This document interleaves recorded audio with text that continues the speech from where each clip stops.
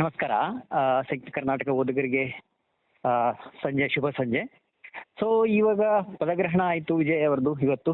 ಬಹುಶಃ ಅವರ ನಡೆಯನ್ನ ಗಮನಿಸಿದಾಗ ಸೊ ಒಂದು ಸ್ಪಷ್ಟವಾದ ಸಂದೇಶ ಇದೆ. ಸೊ ಅಧಿಕಾರ ಇಲ್ಲಿವರೆಗೆ ಎಲೆಕ್ಷನ್ದು ಒಂದು ಲೆಕ್ಕ, ಈಗ ಅಧಿಕಾರ ನಡೆಸೋದು ಒಂದು ಲೆಕ್ಕ. ಸೊ ಅವರು ಮೊದಲ ದಿನವೇ ಸಾಮಾನ್ಯವಾಗಿ ಈ ಪದಗ್ರಹಣ ಕಾರ್ಯಕ್ರಮಗಳಲ್ಲಿ ಏನಾಗುತ್ತೆ, ಆ, ಅಂದ್ರೆ ಅಲ್ಲಿ ಗೊಂದಲಗಳು ಜಾಸ್ತಿ. ಯಾಕಂತ ಹೇಳಿದ್ರೆ ಪಕ್ಷ ಅಂತ ಬಂದಾಗ ಏನಾಗುತ್ತೆ, ಒಂದಷ್ಟು ಸಿದ್ಧತೆಗಳು ಜಾಸ್ತಿ ಇರುತ್ತೆ. ಇವರಿಗೆ ಸಮಯ ಅವಕಾಶ ಕಡಿಮೆ ಇತ್ತು. ಸೊ ಆ ಕಡಿಮೆ ಅವಕಾಶದಲ್ಲಿನೇ ಒಂದು ಶಿಸ್ತುಬದ್ಧ ಕಾರ್ಯಕ್ರಮ ನಡೆದಿದೆ. ಆಮೇಲೆ 9 ಜನ ಏನು ಸಚಿವರು ಇವತ್ತು ಪದಗ್ರಹಣ ಮಾಡಿದ್ದಾರೆ. ಸೊ ಇಲ್ಲಿ ಗಮನಿಸಬೇಕಾದ ಸಂಗತಿ ಅಂತ ಹೇಳಿದ್ರೆ, ಅವರು ಸಾಮಾನ್ಯವಾಗಿ ಮೊದಲು ಅಂತ ಹೇಳಿದ್ರೆ ಕಾಂಗ್ರೆಸ್ ಏನ್ ಅನ್ಕೊಂಡಿತ್ತು, ಫಸ್ಟ್ ವಿಸ್ತರಣೆಯಲ್ಲಿ ನಮ್ಗೆ ಅವಕಾಶ ಸಿಗತ್ತೆ. ಬಹುಶಃ ಅದನ್ನ ಅವರು ಹೊಡೆದು ಹಾಕಿದ್ರು. ಅಂದ್ರೆ ಇಲ್ಲಿ ತಮಿಳುನಾಡಿನಲ್ಲಿ ಯಾವ ಪಕ್ಷ ಅಧಿಕಾರದಲ್ಲಿರುತ್ತೋ ಅದೇ ಅಂತಿಮ. ರಾಷ್ಟ್ರೀಯ ಮಟ್ಟದಲ್ಲಿ ನೀವು ಪಕ್ಷಗಳ ವ್ಯವಸ್ಥೆ ಬೇರೆ ಇರ್ಬೋದು, ಬಟ್ ಪ್ರಾದೇಶಿಕವಾಗಿ ನಮ್ಮ ಅಸ್ಮಿತೆ ಏನಿದೆ ಅನ್ನೋದನ್ನ ಬಹಳ ಸ್ಪಷ್ಟವಾಗಿ ಅವರು ಹೇಳಿದ್ದಾರೆ. ಸೊ ಇಲ್ಲಿ ಮೊದಲ ಇವತ್ತು ಏನು ಪದಗ್ರಹಣ ಆಯಿತು, ಅಲ್ಲಿ ಕಾಂಗ್ರೆಸ್ಗೂ ಅವಕಾಶ ಇಲ್ಲ, ಇನ್ನು ಬಾಕಿ ಮಿತ್ರ ಪಕ್ಷಗಳಿಗೂ ಅವಕಾಶ ಇಲ್ಲ. ಬಹುಶಃ ಅದು ನೆಕ್ಸ್ಟ್ ಬರೋ ದಿನಗಳಲ್ಲಿ ಆಗಬಹುದು. ಆದ್ರೆ ಈಗಿರ್ತಕ್ಕಂಥ ಒಂದು ಅವರಿಗೆ ಸೀಮಿತ ಚೌಕಟ್ಟಿದೆ. ಯಾಕಂತ ಹೇಳಿದ್ರೆ ಇಲ್ಲಿ ಆಲ್ರೆಡಿ ಅವ್ರಿಗೆ ಇರ್ತಕ್ಕಂಥದ್ದು 105. ಯಾಕಂದ್ರೆ ವಿಜಯ್ ಅವ್ರಿಗೆ ಗೆದ್ದಿರೋದು 2 ಕ್ಷೇತ್ರದಲ್ಲಿ. ಸೊ ಒಂದು ಕ್ಷೇತ್ರದಲ್ಲಿ ಅವರು ಇವಾಗ ರಿಸೈನ್ ಮಾಡ್ಬೇಕಾಗತ್ತೆ. ಸೊ ಅವ್ರಿಗೆ ಈ ಸಂಖ್ಯಾಬಲ ಇರೋದಿಷ್ಟು 105. ಇನ್ನು ಬಾಕಿ ಏನಿದಾವಲ್ಲ ಅವು ಮೈತ್ರಿಕೂಟದ ಪಕ್ಷಗಳು. ಸೊ ಏನಾಗತ್ತೆ, ಇಲ್ಲಿ ಅವ್ರನ್ನೆಲ್ಲ ಸಮಾಧಾನ ಪಡಿಸ್ಬೇಕಾಗತ್ತೆ. ಈಗ ಆಲ್ರೆಡಿ VC-ಗೆ ಬೆಂಬಲವನ್ನ ಕೊಡ್ತಕ್ಕಂಥ ಸಂದರ್ಭದಲ್ಲಿನೇ ಸಾಕಷ್ಟು ಎಳೆದಾಡಿದೆ. ಕಾಂಗ್ರೆಸ್ ಏನೋ ಒಂದು ಇದರಲ್ಲಿ ಜೋಶಲ್ಲಿ ಹೇಳ್ಬಿಡ್ತು, ನಾವು ನಿಮಗೆ ಬೆಂಬಲ ಕೊಡ್ತೀವಿ, ನೀವು ಸರ್ಕಾರ ರಚನೆ ಮಾಡಿ ಅಂತೇಳಿ. ಆದ್ರೆ ಅವ್ರದ್ದು ಒಂದು ಸ್ಟ್ರಾಟಜಿ ಇತ್ತು. ಎಲ್ಲಿ ನಮಗೆ ಈಗೊಂದು ಈ ವಿಚಾರದಲ್ಲಿ ಅಂತ ಹೇಳಿದ್ರೆ ನಮಗೆ ಬಹಳ ದಿನಗಳ ನಂತರ ತಮಿಳುನಾಡಿನಲ್ಲಿ ಒಂದು ಅವಕಾಶ ಸಿಗಬಹುದು ಸಂಪುಟದಲ್ಲಿ. ಯಾಕಂತ ಹೇಳಿದ್ರೆ ಹಿಂದೆ DMK ಇದ್ದಾಗಲೂ ಕೂಡ ಅವ್ರಿಗೆ ಅಧಿಕಾರದಲ್ಲಿ ಪಾಲಿರಲಿಲ್ಲ. DMK ಸ್ಪಷ್ಟವಾಗಿ ಕಾಂಗ್ರೆಸ್ನವ್ರು ಹೇಳ್ಬಿಟ್ಟಿತ್ತು, ನಿಮ್ಮನ್ನ ಅಧಿಕಾರದಲ್ಲಿ ನಾವು ಇಲ್ಲಿ ಆ ಥರದ ಹಂಚಿಕೆ ಇಲ್ಲ ಅಂತೇಳಿ. ಸೊ ಇಲ್ಲಿ ಅವರು ಸಹಜವಾಗಿ ಸರ್ಕಾರದ ಒಂದು ಭಾಗ ಆಗಿದ್ರಷ್ಟೇ, ಆದ್ರೆ ಅವ್ರು ಸಂಪುಟದಲ್ಲಿ ಇರಲಿಲ್ಲ. ಬಟ್ ಇಲ್ಲೇನಿತ್ತು, TVKಗೆ ಇವರು ಪ್ರಥಮವಾಗಿ ಬೆಂಬಲ ಘೋಷಿಸಿದ್ರು. ಸೊ ನಮಗೂ ಕೂಡ ಸಂಪುಟದಲ್ಲಿ ಸ್ಥಾನ ಸಿಗತ್ತೆ, ಅಧಿಕಾರದ ಪಾಲು ಸಿಗತ್ತೆ ಬಹಳ ದಿನಗಳ ನಂತರ, ಅದು ಪಕ್ಷಕ್ಕೆ ಒಂದಷ್ಟು ಲಾಭ ತರಬಹುದು ಅನ್ನುವಂಥ ಮಾತನ್ನ ಅವ್ರು ಹೇಳಿದ್ರು. ಸೊ ಆದ್ರೆ TVK ಏನು ಇವತ್ತು ಏನು ಸಚಿವರು ಪದಗ್ರಹಣ ನಡೀತು, ಅಲ್ಲಿ ಕಾಂಗ್ರೆಸ್ಗೂ ಅವಕಾಶ ಇಲ್ಲ, ಮತ್ತೆ 2 ಪಕ್ಷಗಳು ಅವಕಾಶ ಇಲ್ಲ, ಮತ್ತು VC-ಗೆ ಪಕ್ಷಕ್ಕೆ ಅವಕಾಶ ಇಲ್ಲ. ಬಹುಶಃ ಅದು ಏನಂತ ಹೇಳಿದ್ರೆ ಒಂದಷ್ಟು ಮಾತುಕತೆಗಳು ನಡಿಬೇಕಾಗತ್ತೆ. ಪೋರ್ಟ್ಫೋಲಿಯೋ ಯಾವ ಖಾತೆಯನ್ನ ಯಾರಿಗೆ ಕೊಡಬೇಕು ಅನ್ನುವಂತಹ ಒಂದು ಚರ್ಚೆಗಳು ಆಗಬಹುದು. ಅದಾದ ಮೇಲೆ ಬಹುಶಃ 2ನೇ ಸಂಪುಟ ವಿಸ್ತರಣೆ ವೇಳೆ ಅವರಿಗೆ ಅವಕಾಶ ಸಿಗಬಹುದು. ಬಟ್ ವಿಜಯ್ ಅವರು ಇಲ್ಲಿ ಅನುಸರಿಸತಕ್ಕಂತಹ ಒಂದು ನಡೆಯನ್ನ ಗಮನಿಸಿದಾಗ ಅವ್ರು ಬಹಳ ಕಾನ್ಫಿಡೆಂಟ್ ಆಗಿದ್ದಾರೆ. ಅವರ ಏನು ಪ್ರಮಾಣ ವಚನ ಕಾರ್ಯಕ್ರಮ ಇರ್ಬೋದು, ಬಳಿಕ ಅವರು ಅವರ ಕಚೇರಿಯಲ್ಲಿ ಹೋಗಿ ಕುಳಿತುಕೊಂಡು ಇವತ್ತೇನು ಅಧಿಕಾರ ಸ್ವೀಕಾರ ಮಾಡೋದು, ಅದು ಕೂಡ ಅಷ್ಟೇನೆ. ಅವು ಎಲ್ಲವೂ ಒಂದು ರೀತಿಯಲ್ಲಿ ಸಿನಿ ಸ್ಟೈಲಲ್ಲಿ ನಡೀತು. ಅವರಿಗೆ ಒಂದು ಕಾನ್ಫಿಡೆನ್ಸ್ ಇದೆ, ನಾನು ಸರ್ಕಾರವನ್ನ ಬಹಳ ನೀಟಾಗಿ, ಅಂದ್ರೆ ಎಲ್ಲರಿಗೂ ಏನಿದೆ ಅಂತ ಹೇಳಿದ್ರೆ ಪಕ್ಷ ಏನೋ ಗೆದ್ದಿದೆ, ಆದ್ರೆ ಸರ್ಕಾರವನ್ನು ಹೇಗೆ ನಡೆಸ್ತಾರೆ, ಅದರಲ್ಲೂ ವಿಶೇಷವಾಗಿ ಪಕ್ಷಗಳಿಗೆ ಒಂದು ಕುತೂಹಲ ಇದೆ. ಇವರಿಗೆ ರಾಜಕೀಯ ಅನುಭವ ಇಲ್ಲ, ಅಧಿಕಾರದ ಅನುಭವ ಇಲ್ಲ, ಎಲ್ಲ ಹೊಸಬರನ್ನ ಕಟ್ಕೊಂಡು ಹೇಗೆ ನಡೆಸ್ತಾರೆ ಅಂತಕ್ಕಂಥ ಕುತೂಹಲ ಇದೆ. ಬಹುಶಃ ಆ ಕುತೂಹಲವನ್ನ ಇಟ್ಕೊಂಡೇ ಇವತ್ತು ಏನು ವಿಜಯ್ ಅವರು ತಮ್ಮ ಅಧಿಕಾರದ ವಿಚಾರದಲ್ಲಿ, ಅಂದ್ರೆ ಜನರನ್ನ ಏನು ಅವರಿಗೆ ಕೊಡಬೇಕಾಗಿರ್ತಕ್ಕಂಥ ಏನು ಆಶ್ವಾಸನೆಗಳಿದಾವಲ್ಲ, ಆ ಆಶ್ವಾಸನೆಗಳನ್ನ ಈಡೇರಿಸ್ತಕ್ಕಂಥದ್ರ ಬಗ್ಗೆ ಒಂದು ಸ್ಪಷ್ಟ ಕಲ್ಪನೆ ಇದೆ. ಯಾವುದನ್ನ ಈಡೇರಿಸಕ್ಕಾಗತ್ತೆ, ಯಾವುದನ್ನ ಈಡೇರಿಸಕ್ಕಾಗೋದಿಲ್ಲ ಅನ್ನೋದ್ರ ಬಗ್ಗೆ ಅವರಿಗೆ ಸ್ಪಷ್ಟವಾಗಿ ಅರಿವಿದೆ. ಸೊ ಅದನ್ನ ಅವರು ಇವತ್ತು ತಮ್ಮ ಗಂಭೀರ ನಡೆಯ ಮೂಲಕ ಒಂದು ಹೇಳೋ ಪ್ರಯತ್ನ ಮಾಡಿದರು. ಆಮೇಲೆ ಇನ್ನೊಂದೇನಂತ ಹೇಳಿದ್ರೆ, ಸಾಮಾನ್ಯವಾಗಿ ಏನಾಗುತ್ತೆ, ADMK ಆಗಲಿ DMK ಆಗಲಿ, ಅಲ್ಲಿ ಪ್ರತಿ ಸಲ ಒಂದು ಬಾರಿ DMK ಬಂದ್ರೆ ಇನ್ನೊಂದು ಬಾರಿ AIDMK ಬರ್ತಿತ್ತು. ಹಿಂದೆ ಒಂದು ಬಾರಿ ಸತತವಾಗಿ AIDMK ಅಧಿಕಾರ ನಡೆಸಿದ್ಬಿಟ್ರೆ ಅಲ್ಲಿ ಪದೇ ಪದೇ ಅಧಿಕಾರ ಬದಲಾಗ್ತಾನೆ ಇರುತ್ತೆ ಪ್ರತಿ 5 ವರ್ಷಕ್ಕೊಮ್ಮೆ. ಸೊ ಈಗಲೂ ಕೂಡ ಅದೇ ಮುಂದುವರೆದಿದೆ, ಬಟ್ ಅದು TVK ರೂಪದಲ್ಲಿ ಬಂದಿದೆ.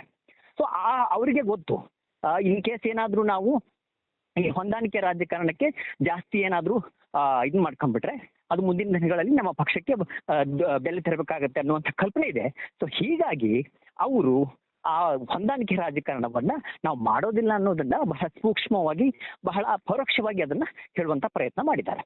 ಅವರು ವೇದಿಕೆ ಮೇಲೆನೆ ಹೇಳ್ಬಿಟ್ರು, ಏನು ಸರ್ಕಾರ ಇಲ್ಲಿವರೆಗೆ DMK ಸರ್ಕಾರ ಏನೇನು ಮಾಡಿದೆ ಅಂದ್ರೆ ಅದು ಆರ್ಥಿಕವಾಗಿ ರಾಜ್ಯದ ಪರಿಸ್ಥಿತಿ ಹೇಗಿದೆ ಅನ್ನೋದನ್ನ ಬಹಳ ಸ್ಪಷ್ಟವಾಗಿ ಹೇಳಿದ್ರು. 10 ಲಕ್ಷ ಕೋಟಿ ಸಾಲವನ್ನ ಮಾಡಿಟ್ಟು ಹೋಗಿದ್ದಾರೆ. ಸೊ ಅದರ ಹೊಣೆ ನಮ್ಗೆ ನಮ್ಮ ಸರ್ಕಾರದಲ್ಲಿ ಬಿದ್ದಿದೆ, ನಾನು ಇನ್ನೊಂದು ಸ್ವಲ್ಪ ದಿನದಲ್ಲಿ ಅದ್ರ ಬಗ್ಗೆ ಶ್ವೇತಪತ್ರ ಹೊರಡಿಸ್ತೀನಿ ಅಂತ. ಅಂದ್ರೆ DMK ಅನ್ಕೊಂಡಿತ್ತು ಮೇ ಬಿ ಯಾಕಂದ್ರೆ ಅವರು ಎಲ್ಲೂ ಅಡ್ಡಗಾಲು ಹಾಕಲಿಲ್ಲ ಸರ್ಕಾರ ರಚನೆಗೆ. ಆ ಥರದ ರೂಮರ್ಸ್ಗಳಿದ್ವು, DMK ಮತ್ತು AIADMK ಒಂದಾಗಿ ಸರ್ಕಾರ ರಚನೆ ಆಗುತ್ತಂತೇಳಿ. ಆದರೆ ಅಂಥ ಸೀರಿಯಸ್ ಪ್ರಯತ್ನ ಆಗಲಿಲ್ಲ ಮತ್ತು ಆಗುವಂಥ ಸಾಧ್ಯತೆಗಳು ಬಹಳ ಕಡಿಮೆ ಇದ್ವು. ಆದರೂ ಕೂಡ ಇಲ್ಲಿ ಸಾಮಾನ್ಯವಾಗಿ ಏನಾಗುತ್ತೆ, ತಮಿಳುನಾಡು ಅಂದ ತಕ್ಷಣ ಒಂದು ಅಸ್ಮಿತೆಯ ಒಂದು ವಿಷಯ ಬರುತ್ತೆ. ಸೊ ಅವ್ರೇನು ಅನ್ಕೊಂಡ್ಬಿಡ್ತಾರೆ, ಎಲ್ಲರೂ ಇಲ್ಲೆಲ್ಲೋ ಹೊಂದಾಣಿಕೆ ಆಗಿರಬಹುದು ಅಂದ್ರೆ ರಾಷ್ಟ್ರೀಯ ಪಕ್ಷಗಳನ್ನ ಹೊರಗಿರ್ತಕ್ಕಂಥದ್ದು ಅಂದ್ರೆ ಪ್ರಮುಖವಾಗಿ BJP ಇದೆ. ಯಾಕಂತ ಹೇಳಿದ್ರೆ ಕಾಂಗ್ರೆಸ್ ಅಲ್ಲಿ ಆಟಕ್ಕುಂಟು ಲೆಕ್ಕಕ್ಕಿಲ್ಲ ಅನ್ನುವಂಥ ಸ್ಥಿತಿಯಲ್ಲಿ ಇತ್ತು ಇಲ್ಲಿವರೆಗೆ. ಬಟ್ ಆದ್ರೂ ಕೂಡ 5 ಕ್ಷೇತ್ರ ಗೆದ್ದಿರೋದ್ರಿಂದ ಈಗ ಅವ್ರಿಗೆ ಅಲ್ಲಿ ಅನಿವಾರ್ಯತೆ ಇದೆ, ಅವ್ರಿಗೂ ಅನಿವಾರ್ಯತೆ ಇದೆ, ಇವ್ರಿಗೂ ಅನಿವಾರ್ಯತೆ ಇದೆ. ಆ ಅನಿವಾರ್ಯತೆಯ ಅಸ್ತ್ರದಿಂದಾಗಿ ಇವತ್ತು ಈ ಮೈತ್ರಿಕೂಟ ರಚನೆ ಆಗಿರುವಂಥದ್ದು.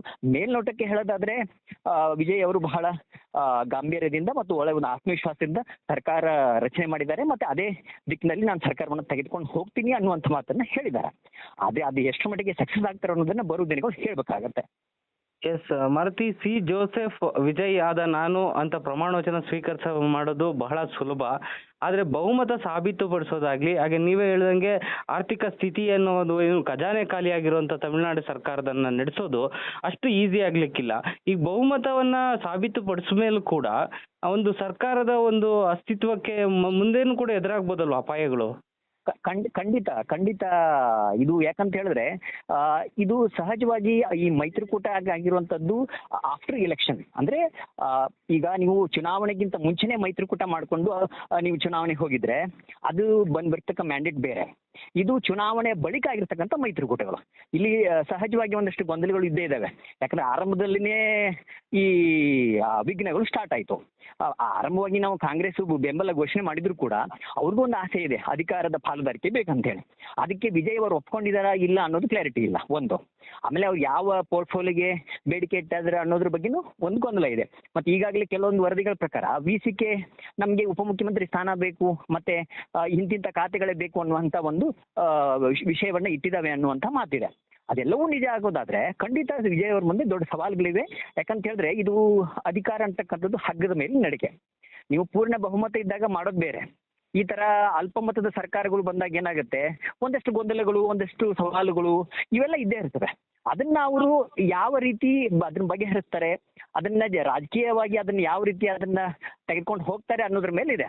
ಯಾಕಂದ್ರೆ ತೀರಾ ಬಗ್ಗಿದ್ರೆ ಏನಾಗುತ್ತೆ, ಒಂದು TVKಯ ಈ ಅಸ್ಮಿತೆಗೆ ಒಂದು ಧಕ್ಕೆ ಬರಬಹುದು. ಯಾಕಂತ ಹೇಳಿದ್ರೆ ಅವರು ಸಾಕಷ್ಟು ಕೆಲವೊಂದು ಅತಿಶಯೋಕ್ತಿ ಅಂತಕ್ಕಂಥ ಒಂದು ಈ ಭರವಸೆಗಳನ್ನ ಕೊಟ್ಟಿದ್ದಾರೆ. ಈ 8 ಗ್ರಾಮ್ ಚಿನ್ನ ಈಗಿನ ಸದ್ಯದ ಆರ್ಥಿಕ ಪರಿಸ್ಥಿತಿಯಲ್ಲಿ ಮತ್ತೆ ಸದ್ಯದ ಚಿನ್ನದ ದರದ ವಿಚಾರಕ್ಕೆ ಬರೋದಾದ್ರೆ ಇದೊಂದು ಸ್ವಲ್ಪ ಉತ್ಪ್ರೇಕ್ಷೆ ಅನಿಸುತ್ತೆ. ಅದು ಸಾಮಾನ್ಯವಾಗಿ ಯಾವ ರಾಜ್ಯ ಸರ್ಕಾರಕ್ಕೂ ಕೂಡ ಈಗಿನ ಸ್ಥಿತಿಯಲ್ಲಿ ಸಾಧ್ಯ ಇಲ್ಲ. ಒಂದು ವೇಳೆ ಅದನ್ನ ಮಾಡೋದೇ ಆದ್ರೆ ಅದು ರಾಜ್ಯದ ಆರ್ಥಿಕ ದೃಷ್ಟಿಯಿಂದ ಬಹಳ ಹೊಡೆತ ಕೊಡುತ್ತೆ. ಸೊ ಇಂಥವುಗಳನ್ನ ನೋಡಿ ಹೆಜ್ಜೆ ಇಡ್ಬೇಕಾಗುತ್ತೆ. ಸೊ ಅದನ್ನೇ ವಿಜಯ್ ಅವರು ಭಾಷಣದಲ್ಲಿ ಹೇಳಿದ್ರು, ನನ್ನ ಕಡೆಯಿಂದ ಎಷ್ಟಾಗತ್ತೋ ನಾನು ಅಷ್ಟು ಭರವಸೆಗಳನ್ನ ಈಡೇರಿಸಲಿಕ್ಕೆ ಪ್ರಯತ್ನ ಪಡ್ತೀನಿ ಅಂತ ಹೇಳಿದ್ದಾರೆ. ಸೊ ಈಗಾಗಲೇ ಸ್ಟಾಲಿನ್ ಅದ್ರ ಬಗ್ಗೆ ಖ್ಯಾತಿ ತೆಗೆದಿದ್ದಾರೆ. ಎಲ್ಲಿ ನೀವು ಭರವಸೆಗಳನ್ನ ಕೊಟ್ಟಿದ್ದೀರೋ, ಜನರಿಗೆ ಏನಂತ ಭರವಸೆ ಕೊಟ್ಟಿದ್ರೆ ಅವ್ರನ್ನೆಷ್ಟು ಅಷ್ಟು ಭರವಸೆಗಳನ್ನ ನೀವು ಈಡೇರಿಸಬೇಕು ಅನ್ನುವಂಥ ಮಾತನ್ನ ಹೇಳಿದ್ದಾರೆ. ಆದ್ರೆ ವಿಜಯ್ ಅವರು ಅದಕ್ಕೆ ಒಂದು ತಿರುಗೇಟು ಅನ್ಕೊಳ್ಬಹುದು ಅಥವಾ ಅದಕ್ಕೆ ಒಂದು ಉತ್ತರ ಅಂತ ಅನ್ಕೊಳ್ಬಹುದು. ಅದಕ್ಕೆ ಅವ್ರು ಹೇಳಿರೋದು, ನನಗೆ ಸೀಮಿತ ಈಗಿರ್ತಕ್ಕಂಥ ಸಂಪನ್ಮೂಲ ಮತ್ತು ಈಗಿರ್ತಕ್ಕಂಥ ಆರ್ಥಿಕ ವ್ಯವಸ್ಥೆ, ಆರ್ಥಿಕ ಸ್ಥಿತಿಗತಿ ಆಧಾರದ ಮೇಲೆ ನನಗೆ ಎಷ್ಟು ಭರವಸೆಗಳನ್ನ ಈಡೇರಿಸಕ್ಕಾಗುತ್ತೋ ನಾನು ಅಷ್ಟನ್ನು ಈಡೇರಿಸ್ತೀನಿ ಅನ್ನುವಂಥ ಮಾತನ್ನ ಹೇಳಿದ್ದಾರೆ. ಹಾಗಂತ ಹೇಳಿ ಅವರು ಆ ಭರವಸೆಗಳಿಂದ ವಿಮುಖರಾಗಕ್ಕೆ ಆಗೋದಿಲ್ಲ. ಯಾಕಂತ ಹೇಳಿದ್ರೆ ಅವ್ರು ಚುನಾವಣೆ ಸಂದರ್ಭದಲ್ಲಿ ಅವ್ರು ಕೊಟ್ಟಿರ್ತಕ್ಕಂಥದ್ದು ನಿಜ, ಜನ ಅದನ್ನ ಕೇಳಿ ಓಟ್ ಹಾಕಿರೋದು ನಿಜ. ಸೊ ಸಹಜವಾಗಿ ಏನಾಗುತ್ತೆ, ಇಲ್ಲಿ ಯಾವುದೇ ರಾಜ್ಯ ಸರ್ಕಾರ ಆಗಲಿ ಇಂಥ ಈ ಫ್ರೀ ಬೇಸ್ ಅಂತಕ್ಕಂಥದ್ದು ಯಾವ ರಾಜ್ಯಕ್ಕೂ ಒಳ್ಳೇದಲ್ಲ.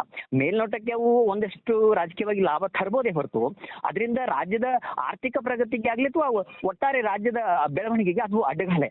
ಯಾಕಂತ ಹೇಳಿದ್ರೆ ನಾವು ಎಷ್ಟಷ್ಟು ಈ ಫ್ರೀ ಬೇಸ್ಗಳನ್ನ ಜಾಸ್ತಿ ಮಾಡ್ತೀವೋ ಅಷ್ಟಷ್ಟು ನಮ್ಮ ರಾಜ್ಯದ ಆರ್ಥಿಕ ಖಜಾನೆಯ ಮೇಲೆ, ಅಂದ್ರೆ ನಮ್ಮ ಈ ಏನು ಬೊಕ್ಕಸ್ ಅಂತೀವಲ್ಲ ಆ ಬೊಕ್ಕಸಂದಲ್ಲಿ ಹೊರೆ ಜಾಸ್ತಿ ಆಗುತ್ತೆ. ಸೊ ಇಲ್ಲಿ ಅವರು ಕೊಟ್ಟಿರ್ತಕ್ಕಂಥ ಕೆಲವೊಂದು ಫ್ರೀ ಬೇಸ್ಗಳು ಅವೊಂದಷ್ಟು ಕಾರ್ಯಸಾಧು, ಆದ್ರೆ ಇನ್ನು ಕೆಲವು ಅವು ಬಹಳ ಗಂಭೀರ ಮತ್ತು ಅವು ರಾಜ್ಯದ ಆರ್ಥಿಕ ದೃಷ್ಟಿಯಿಂದ ಒಳ್ಳೆಯದಲ್ಲ.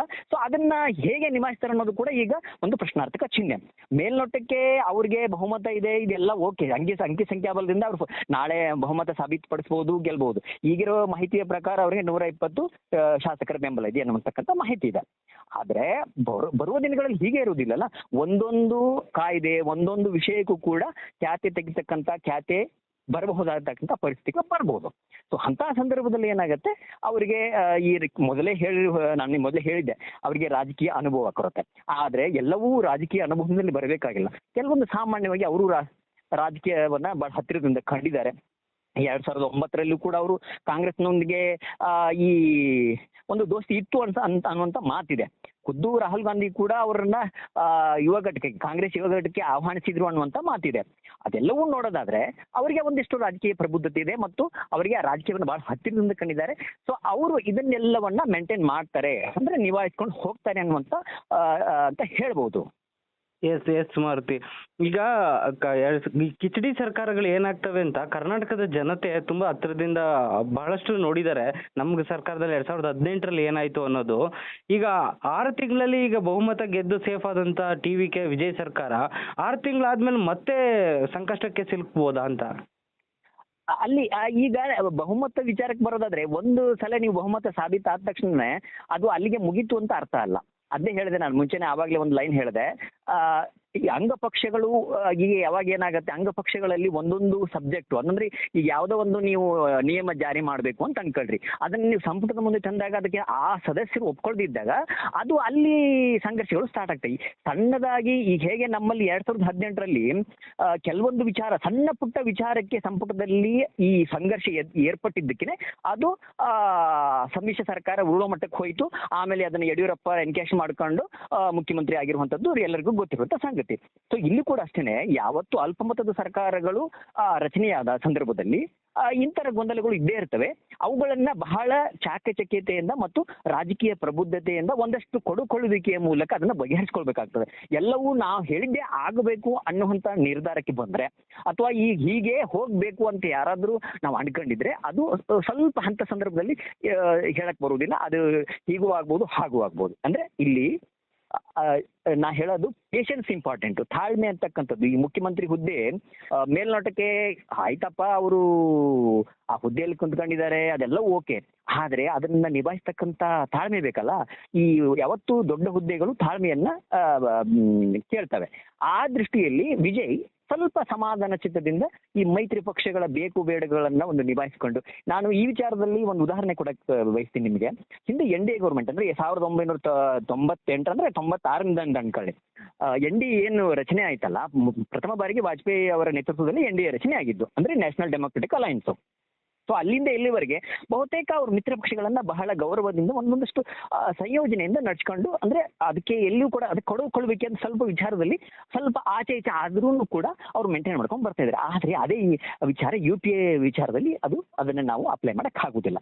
ಹಾಗೇನೆ ಒಂದು ಮೈತ್ರಿಕೂಟ ಅಂತ ಬಂದಾಗ ಆ ಮೈತ್ರಿಕೂಟವನ್ನ ಬಹಳ ಚಾಕಚಕ್ಯತೆಯಿಂದ ಒಂದಷ್ಟು ಅವ್ರಿಗೆ ಏನು ಗೊತ್ತಾ, ಈಗ ನಾವು ಯಾವುದೋ ಒಂದು ಸಬ್ಜೆಕ್ಟ್ ಅನ್ನು ಇಟ್ಟಾಗ ಅದಕ್ಕೆ ನಾವು ಸಕಾರಾತ್ಮಕವಾಗಿ ಸ್ಪಂದಿಸಿ, ಅದರಲ್ಲಿ ಏನಾದ್ರೂ ನ್ಯೂನತೆಗಳಿದ್ರೆ ಯಾರು ಆ ವಿಷಯವನ್ನ ಇಟ್ಟಿರ್ತಾರೆ. ಈಗ ನೀವು ನಾಳೆ ಕಾಂಗ್ರೆಸ್ ನಮ್ಗೆ ಇದೇ ಪೋರ್ಟ್ಫೋಲಿಯೋ ಬೇಕು, ನನಗೆ ಹಣಕಾಸು ಇಲಾಖೆನೇ ಬೇಕು, ನನಗೆ ಗೃಹ ಇಲಾಖೆನೇ ಬೇಕು ಅಂತ ಕೇಳಿದಾಗ ಅದಕ್ಕೆ ನೇರವಾಗಿ ವಿಜಯ್ ನನಗೆ ಕೊಡಕ್ಕೆ ಆಗೋದಿಲ್ಲ ಅಂತ ಹೇಳಕ್ ಆಗೋದಿಲ್ಲ. ಅದಕ್ಕೆ ಸ್ವಲ್ಪ ಚೌಕಾಶಿ ನಡೆಸಬೇಕಾಗತ್ತೆ. ಸೊ ಅವರು ಹೊಂದ್ಕೊಳ್ಬೇಕಾಗುತ್ತೆ, ಇವರು ಹೊಂದ್ಕೊಳ್ಬೇಕಾಗತ್ತೆ. ಈ ಹೊಂದಾಣಿಕೆ ರಾಜಕಾರಣ ಅಂದ್ರೆ ಮೈತ್ರಿಕೂಟದ ಹೊಂದಾಣಿಕೆ ಬೇರೆ, ಹೊರಗಿನ ಪಕ್ಷಗಳ ಜೊತೆ ಹೊಂದಾಣಿಕೆ ಬೇರೆ.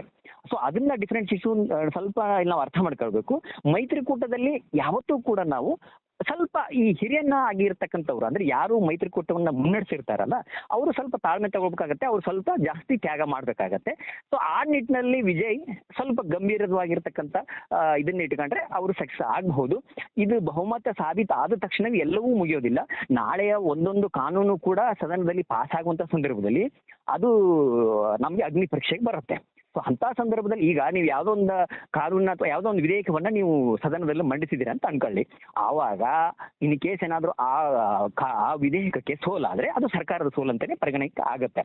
ಸೊ ಅಂತ ಸ್ಥಿತಿಯನ್ನ ಈ ನೋಡ್ಕೊಂಡು ವಿಜಯ್ ಅವರು ನಿಭಾಯಿಸಬೇಕಾಗತ್ತೆ. ಸೊ ಆ ನಿಭಾಯಿಸಿದ್ದೇ ಆದ್ರೆ ಅವರು ಒಂದು ಮೈತ್ರಿಕೂಟವನ್ನ ಸರಿಯಾದ ದಾರಿಯಲ್ಲಿ ತೆಗೆದುಕೊಂಡು ಹೋಗ್ಬೋದು ಅಂತ ಹೇಳ್ಬೋದು. ಎಸ್ ಮಾರುತಿ, ಈಗ ನಾವು ಇವತ್ತಿನ ಪ್ರಮಾಣವಚನ ಸ್ವೀಕಾರ ಸಮಾರಂಭದಲ್ಲಿ 2 ಪ್ರಮುಖವಾದ ಅಂಶಗಳನ್ನ ಗಮನಿಸಬಹುದು. ಒಂದು ಏನು ಅಂದ್ರೆ ವಿಜಯ್ ಅವರು ಸಿನಿಮಾ ಡೈಲಾಗ್ ರೀತಿ ಅಥವಾ ಜೋಶಲ್ಲಿ ಒಂದೊಬ್ಬ ನಾಯಕ ನಟ ಆಗಿ ರಾಜಕೀಯ ಅನುಭವ ಇಲ್ಲದೆ ಇರೋ ರೀತಿಯಲ್ಲಿ ನಡ್ಕೊಂಡಿದ್ದು ಒಂದಾದ್ರೆ, ಎರಡನೇದು ತ್ರಿಷಾ ಅವರು ಕೂಡ ಗಮನ ಸೆಳೆದ್ರು. ಮೊದಲನೇ ಸಾಲಲ್ಲಿ ಕೂತು ವಿಜಯ್ ಅವರ ಪ್ರಮಾಣ ವಚನ ಸ್ವೀಕಾರ ಮಾಡಿದ್ರು. ಭಾಷಣದಲ್ಲಿ ವಿಜಯ್ ಅವರು ಒಂದು ಮಾತು ಹೇಳಿದ್ರು, ನನ್ನ ಅಧಿಕಾರದಲ್ಲಿ ಯಾರು ಹಸ್ತಕ್ಷೇಪ ಮಾಡೋದಕ್ಕೆ ಸಾಧ್ಯ ಇಲ್ಲ, ನಾನೇ ಸಂಪೂರ್ಣವಾದಂತ ಅಧಿಕಾರವನ್ನ ನಡೆಸ್ತೀನಿ ಅಂತ ಹೇಳಿದ್ರು. ಇದು ಸಾಧ್ಯನಾ ಅಂತ? ಮೇಲ್ನೋಟಕ್ಕೆ ಇದನ್ನ ಯಾಕೆ ಅವ್ರು ಹೇಳಿದ್ರು ಅನ್ನೋದನ್ನ ನಾನು ಮೊದಲು ಹೇಳ್ಬಿಡ್ತೀನಿ. ಯಾಕಂತ ಹೇಳಿದ್ರೆ ಸಾಮಾನ್ಯವಾಗಿ ಈ ಚಿತ್ರನಟರು ಮತ್ತೆ ಈ ತರ ಈ ಸೆಲೆಬ್ರಿಟಿಗಳು ಈ ಅಧಿಕಾರದ ಹುದ್ದೆಗಳಿಗೆ ಬಂದಾಗ ಎಲ್ಲರೂ ಅಂದ್ಕೊಂಡ್ಬಿಡ್ತಾರೆ, ಸೊ ಅವರು ಎರಡೆರಡು ಕಡೆ ಅವರು ಜವಾಬ್ದಾರಿಗಳನ್ನು ನಿಭಾಯಿಸಬೇಕಾಗಿರುತ್ತೆ. ಸೊ ಅಂತ ಸಂದರ್ಭದಲ್ಲಿ ಅವರ ಅಂದ್ರೆ ಅಧಿಕಾರದ ಶಕ್ತಿ ಕೇಂದ್ರಗಳು ಬೇರೆ ಬೇರೆ ಕಡೆ ಉಂಟಾಗಬಹುದು ಅನ್ನುವಂಥದ್ದು. ಅಂದ್ರೆ ಈಗ ನೀವು ಜಯಲಲಿತಾ ವಿಚಾರಕ್ಕೆ ಬಂದಾಗ ಹಿಂದೆ ಅವರು ಎಂ ಜಿ ರಾಮಚಂದ್ರನ್ ಅವರಿದ್ದಾಗ ಈ ಜಯಲಲಿತಾ ಅವರ ಒಂದು ಪವರ್ ಸೆಂಟರ್ ಅನ್ನುವಂಥದ್ದು ಬಿಂಬನೆ ಆಗಿತ್ತು. ಆಮೇಲೆ ಜಯಲಲಿತಾ ಅವರ ನಿಧನದ ಬಳಿಕ ಇವರು ಅಧಿಕಾರಕ್ಕೆ ಬಂದರು. ಅಂದ್ರೆ ಅವರ ಇದ್ದ ಸಂದರ್ಭದಲ್ಲಿ ಅವರ ವೈಫು ಮತ್ತೆ ಇವ್ರಿಗೆ ಒಂದು ಸಂಘರ್ಷ ಏರ್ಪಟ್ಟಿತ್ತು. ಸೊ ಹೀಗಾಗಿ ಇಂಥವನ್ನೆಲ್ಲ ನೋಡ್ಬಿಟ್ಟಿದ್ದಾರೆ. ಸೊ ಇಲ್ಲಿಯೂ ಕೂಡ ಅದೇ ಅನುಮಾನ ಇರತಕ್ಕಂಥದ್ದು. ಮುಂದಿನ ದಿನಗಳಲ್ಲಿ ಎಲ್ಲಿ ಏನಾದರೂ ತ್ರಿಷಾ ಅವರಾಗ್ಲಿ ಅಥವಾ ಅವರ ಕುಟುಂಬ ಅಂದ್ರೆ ಈಗೇನು ವಿಜಯ್ ಜೋಸೆಫ್ ಅವ್ರ ತಂದೆ ಇದಾರಲ್ಲ ಚಂದ್ರಶೇಖರ್ ಕೂಡ, ಅವರು ಕೂಡ ರಾಜಕೀಯವಾಗಿ ಬಹಳ ಪ್ರಬುದ್ಧರಿದ್ದಾರೆ. ಆಮೇಲೆ ಇನ್ನೊಂದು ಏನಂತ ಹೇಳಿದ್ರೆ ಇವರು ಪಕ್ಷ ಸ್ಥಾಪನೆಗೆ ಕೂಡ ಅವರು ಕಾರಣೀಭೂತರು. ಸೊ ಹೀಗಾಗಿ ಮುಂದಿನ ದಿನಗಳಲ್ಲಿ ಅವರು ಕುಟುಂಬದ ಹಸ್ತಕ್ಷೇಪ ಇರಬಹುದು ಅಥವಾ ತ್ರಿಷಾ ಹಸ್ತಕ್ಷೇಪ ಬರ್ಬೋದು ಅಂತಕ್ಕಂಥ ಒಂದು ಸಹಜವಾಗಿ ಒಂದು ಅನುಮಾನ, ಒಂದು ಸಂಶಯ ಇದ್ದೇ ಇರುತ್ತೆ. ಸೊ ಅದನ್ನ ಅವರು ಅಲ್ಲಿ ಬಗೆಹರಿಸಕ್ಕಂತ ಒಂದು ಪ್ರಯತ್ನ ಮಾಡಿದ್ರು. ಯಾಕಂತ ಹೇಳಿದ್ರೆ ಈಗಾಗಲೇ ಅಲ್ಲಿ ಒಂದಿಷ್ಟು ರೂಮರ್ಗಳು, ಒಂದಿಷ್ಟು ಗಾಸಿಪ್ಗಳು ಹರಡ್ತಾ ಇದ್ದಾವೆ. ತ್ರಿಷಾ ನೆಕ್ಸ್ಟ್ ತಿರುಚಿ ಪೂರ್ವದಿಂದ ಎಲೆಕ್ಷನ್ ನಿಲ್ತಾರೆ, ಅವರು ಉಪಮುಖ್ಯಮಂತ್ರಿ ಆಗ್ತಾರೆ, ಅವ್ರ ಮುಂದಿನ ದಿನಗಳಲ್ಲಿ ಅವರೇ ಇವರ ಮೂಗುದಾರ ಎಲ್ಲ ಅವ್ರ ಕೈಯಲ್ಲಿರುತ್ತೆ ಅನ್ನುವಂಥ ಮಾತುಗಳು ಸೋಷಿಯಲ್ ಮೀಡಿಯಾಗಳಲ್ಲಿ ಹರಿದಾಡ್ತಾ ಇವೆ. ಸೊ ಆ ಒಂದು ದೃಷ್ಟಿಯಿಂದ ಅವರು ಅದನ್ನ ಕ್ಲಾರಿಫಿಕೇಶನ್ ಕೊಡುವಂತ ಪ್ರಯತ್ನ ಮಾಡಿದ್ದಾರೆ. ಆದರೆ ನಾನು ಇಲ್ಲಿ ನಡೆದಿರ್ತಕ್ಕಂಥ ಈ ಹಲವು ಸರ್ಕಾರಗಳ ಒಂದು ನಡೆಯನ್ನ ಗಮನಿಸ್ತಕ್ಕಂಥ ಸಂದರ್ಭದಲ್ಲಿ ಇಂಥವು ಅಧಿಕಾರ ಅಂದ್ರೆ ಶಕ್ತಿ ಕೇಂದ್ರಗಳು ನಿರ್ಮಾಣವಾಗಿರ್ತಂತಹ ಸಾಕಷ್ಟು ಉದಾಹರಣೆಗಳು ಇದಾವೆ ಭಾರತದಲ್ಲಿ. ಅದು ಬರೀ ತಮಿಳುನಾಡು ಅಂತಲ್ಲ, ಎಲ್ಲ ರಾಜ್ಯಗಳಲ್ಲೂ ಕೆಲವೊಂದು ಸಂದರ್ಭಗಳಲ್ಲಿ ಇವಾಗ ಏಕಪಕ್ಷ ಸರ್ಕಾರ ಇದ್ದಾಗಲೂ ಕೂಡ ಎರಡೆರಡು ಮೂರು ಶಕ್ತಿ ಕೇಂದ್ರಗಳು ನಿರ್ಮಾಣ ಆಗಿದ್ದು ಈ ನಮ್ಮ ದೇಶದಂತೆ ನೋಡಿದ್ದಾರೆ. ಸೊ ಹೀಗಾಗಿ ತಮಿಳುನಾಡಲ್ಲೂ ಕೂಡ ಮುಂದಿನ ದಿನಗಳಲ್ಲಿ ಅದೇ ಹೇಳಿದ್ನಲ್ಲ, ಈಗ ಅವರು ಸ್ಪಷ್ಟನೆ ಕೊಟ್ಟಿದ್ದಾರೆ, ಈಗಿನ ಸರ್ಕಾರದಲ್ಲಿ ಯಾವ ಶಕ್ತಿ ಕೇಂದ್ರ ಇರುವುದಿಲ್ಲ, ಅದು ಒನ್ ಅಂಡ್ ಓನ್ಲಿ ವಿಜಯ್ ಅವರ ಮುಖ್ಯಮಂತ್ರಿ ಕಚೇರಿ ಎಲ್ಲವೂ ಶಕ್ತಿ ಕೇಂದ್ರ. ಅದರ ಆಚೆಗೆ ನಾವು ಬೇರೆ ಯಾವ ಹಸ್ತಕ್ಷೇಪನೂ ಇರುವುದಿಲ್ಲ, ಕುಟುಂಬದ ಹಸ್ತಕ್ಷೇಪನೂ ಇರುವುದಿಲ್ಲ, ಮತ್ತೆ ಇನ್ಯಾರ ಹಸ್ತಕ್ಷೇಪನೂ ಇರುವುದಿಲ್ಲ. ಇಲ್ಲಿ ಎಲ್ಲವೂ ಮುಖ್ಯಮಂತ್ರಿ ಕಚೇರಿಯಲ್ಲಿ ನಿಯಂತ್ರಿಸಲ್ಪಡುತ್ತದೆ ಅನ್ನುವಂಥ ಮಾತನ್ನ ಬಹಳ ಸ್ಪಷ್ಟವಾಗಿ ಹೇಳಿದ್ದಾರೆ. ಆದ್ರೆ ಈ ಮಾತುಗಳಿಗೂ ಮತ್ತು ಕೃತಿಗೂ ವ್ಯತ್ಯಾಸ ಬರಬಹುದಲ್ಲ, ಅದನ್ನ ನಾವು ಹೇಳಕ್ಕಾಗುದಿಲ್ಲ. ಅದನ್ನ ಆಡಳಿತ ಮುಂದಿನ ದಿನಗಳಲ್ಲಿ ಹೇಳ್ಬೇಕಾಗುತ್ತೆ. ಯಾಕಂದ್ರೆ ಈಗಲೇ ಎಲ್ಲವನ್ನು ಊಹಿಸಿಕೊಂಡು ಹೇಳಕ್ಕಾಗುದಿಲ್ಲ. ಸೊ ಆಡಳಿತ ಅವ್ರು ಹೇಗೆ ನಡೆಸ್ತಾರೆ ಅನ್ನೋದ್ರ ಮೇಲೆ ಅದು ನಿಂತಿದೆ. ಜೊತೆಗೆ ಅವರು ಈ ವಿರೋಧಿಗಳಿಗೆ ಏನಕ್ಕಂದ್ರೆ ಅವರು ಸಿನಿಮಾ ರಂಗದಿಂದ ಬಂದಿರತಕ್ಕಂಥವ್ರು, ಅವರ ಹಾವ ಭಾವ ಅವ್ರ ಪ್ರತಿಯಲ್ಲೂ ಒಂದು ಸಿನಿಮಾ ಶೈಲಿ ಕಾಣುತ್ತೆ. ಅದು ನೋಡೋರಿಗೆ ಡ್ರಾಮಾಟಿಕ್ ಅಂತ ಅನಿಸಬಹುದು. ಅವರ ಸ್ವಭಾವವೇ ಆಗಿರುವಾಗ ಅದನ್ನ ನಾವು ತಪ್ಪು ಅಂತ ಹೇಳಕ್ಕಾಗೋದಿಲ್ಲ. ಸೊ ಅವರು ಒಂದು ಜೋಶಲ್ಲಿ ಆ ಒಂದು ಇದನ್ನ ಹೇಳಿದ್ದಾರೆ ವೇದಿಕೆ ಮೇಲೆ. ಭಾಷೆ ಈಗ ಪ್ರಮಾಣ ವಚನ ತಗೊಂತಕ್ಕಂಥ ಸಂದರ್ಭದಲ್ಲೂ ಕೂಡ ಕೈಯನ್ನ ಮೇಲ್ ಮಾಡಿ ಆತರ ಹೇಳೋ ಅವಶ್ಯಕತೆ ಇರೋದಿಲ್ಲ. ಆದ್ರೆ ಅವ್ರ ಸ್ವಭಾವತಃ ಅಥವಾ ಅವರು ಸಿನಿ ಶೈಲಿಯಲ್ಲಿ ಇರೋದ್ರಿಂದ ಸೊ ಅದು ಬಂದಿದೆ. ಸೊ ಎಲ್ಲವೂ ಅಂದ್ರೆ ತೀರಾ ಅದಕ್ಕೆ ನಾವು ಜಾಸ್ತಿ ಇಂಪಾರ್ಟೆನ್ಸ್ ಕೊಡಬಾರ್ದು. ಸೊ ಅವರ ಆಡಳಿತ ಹೇಗೆ ನಡೆಸ್ತಾರೆ ಅನ್ನೋದು ಮುಖ್ಯ ಆಗತ್ತೆ. ಸೊ ಮುಂದಿನ ದಿನಗಳಲ್ಲಿ ಅವರ ಆಡಳಿತ ಅದರ ಮೇಲೆ ನಾವು ಅವ್ರನ್ನ ಅಧಿಕಾರದ ಶಕ್ತಿ ಕೇಂದ್ರಗಳು ಎಷ್ಟಾಗತ್ತೆ ಏನ್ ಕತೆ ಅದು ನಿರ್ಧಾರ ಆಗತ್ತೆ. ಈಗಲೇ ಎಲ್ಲವೂ ಹೇಳಕ್ಕಾಗೋದಿಲ್ಲ. ಆದ್ರೆ ಒಂದಂತೂ ಸತ್ಯ, ಸಹಜವಾಗಿ ತಮಿಳುನಾಡಿನಲ್ಲಿ ಹಿಂದೆ ಈ ಥರದ ಘಟನೆಗಳು ಆಗಿದ್ದಾವೆ. ಕರುಣಾನಿಧಿ ಲಾಸ್ಟ್ ಅವರ ಟರ್ಮ್ ಇದ್ದಾಗ ಕೂಡ ಅವರ ಅನಾರೋಗ್ಯ ಕಾರಣದಿಂದ ಎಲ್ಲವನ್ನ ಸ್ಟಾಲಿನ್ ಅವರೇ ನಿಭಾಯಿಸ್ತಾ ಇದ್ರು. ಹೆಸರಿಗೆ ಮಾತ್ರ ಕರುಣಾನಿಧಿ ಅವರು ಮುಖ್ಯಮಂತ್ರಿ ಆಗಿದ್ರು. ಹಿಂದೆ ಜಯಲಲಿತಾ ಅವರು ಅನಾರೋಗ್ಯಕ್ಕೀಡಾಗಿ ಹಾಸ್ಪಿಟಲೈಸ್ ಆದಾಗ ಅಲ್ಲಿಯೂ ಕೂಡ ಪಳನಿಸ್ವಾಮಿ ಸಂಪುಟದಲ್ಲಿ ಇರ್ತಕ್ಕಂಥ ಕೆಲವರಿಗೆ ಆ ಅಧಿಕಾರವನ್ನ ಬಿಟ್ಕೊಡ್ಬೇಕಾಗಿರ್ತಕ್ಕಂಥ ಅಂದ್ರೆ ಹೆಸರಿಗೆ ಮಾತ್ರ ಅವರು ಮುಖ್ಯಮಂತ್ರಿಯಾಗಿ ಕಾರ್ಯನಿರ್ವಹಣೆ ಮಾಡ್ತಕ್ಕಂಥ ಸಂದರ್ಭಗಳು ಬಂದಿತ್ತು. ಸೊ ಹೀಗಾಗಿ ಇಂಥ ಹಲವು ಪ್ರಸಂಗಗಳು ಬಂದಿದ್ದಾವೆ. ಅದು ಆರೋಗ್ಯದ ವಿಚಾರ ಬಂದಾಗ ಅದು ಬೇರೆ ವಿಚಾರ. ಆದ್ರೆ ಈಗ ನೀವು ಸಶಕ್ತವಾಗಿರ್ತಕ್ಕಂಥ ಸಂದರ್ಭದಲ್ಲಿನೇ ಕುಟುಂಬದ ಸದಸ್ಯರು ಆ ಅಧಿಕಾರದಲ್ಲಿ ಹಸ್ತಕ್ಷೇಪ ಮಾಡಿದ್ರೆ ಅದು ಶಕ್ತಿ ಕೇಂದ್ರ ಅಂತಾನೆ ಪರಿಗಣನೆ ಮಾಡ್ಬೇಕಾಗತ್ತೆ. ಸೊ ಮುಂದಿನ ದಿನಗಳಲ್ಲಿ ಅದನ್ನ ಹೇಳ್ಬೇಕಾಗತ್ತೆ. ಎಸ್, ಮಾರುತಿ ಶಿವನಾಯ್ಕ ಅವರೇ, ಸಂಯುಕ್ತ ಕರ್ನಾಟಕ ವೀಕ್ಷಕರಿಗೆ ಸಮಗ್ರವಾದಂತಹ ಮಾಹಿತಿಯನ್ನ ನೀಡಿದ್ದಕ್ಕೆ ಧನ್ಯವಾದಗಳು.